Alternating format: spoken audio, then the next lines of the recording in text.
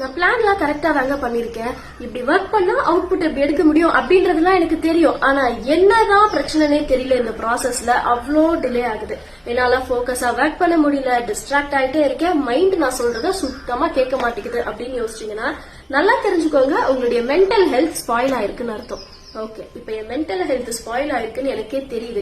ஆனா என்ன நந்தினி பண்றது அப்படின்னு கேட்டீங்கன்னா, நான் ஃபாலோ பண்ண ஒரு விஷயத்த சொல்றேன்.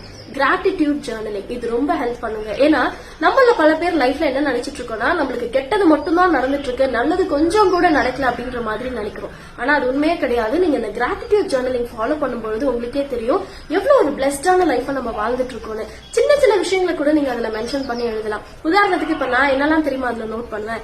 எனக்கு பிடிச்ச மாதிரி ஒரு நல்ல சாப்பாடு கிடைக்குதுன்னா அது கூட எழுதுவேன். இன்னைக்கு தயிர் சாதம் சாப்பிட்டோம் இந்த வெயிலுக்கு அப்படின்னு அதை எழுதுவேன். பை குட்டிட்ட நான் போய் ஹேண்ட் ஷேக் கேட்கும்போது ஒரே தடவையில அவ கொடுத்துட்டா அப்படின்னா அதை கூட நான் அதுல வந்து மென்ஷன் பண்ணி எழுதுவேன். அண்ட் அது போக யாராவது வந்து அப்ரிஷியேட் பண்றாங்க, இல்ல போன் பண்ணிட்டு வந்து ஏதாவது ஒரு நல்ல கிரெடிட்ஸ் கொடுக்குறாங்க அப்படின்னா அது எல்லாத்தையுமே நான் வந்து எழுத ஆரம்பிச்சேன். இப்படி எழுதுனதுக்கு அப்புறமா எனக்கு ஒரு ரிசல்ட்டா கிடைச்சது என்ன தெரியுமா?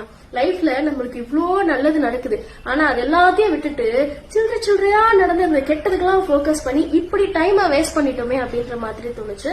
சோ அந்த இடத்துல இருந்துதான் என்னுடைய மென்டல் ஹெல்த் கொஞ்சம் கொஞ்சமா சரியாச்சு. சோ நீங்களும் இதை டெஃபினெட்லி ட்ரை பண்ணி பாருங்க.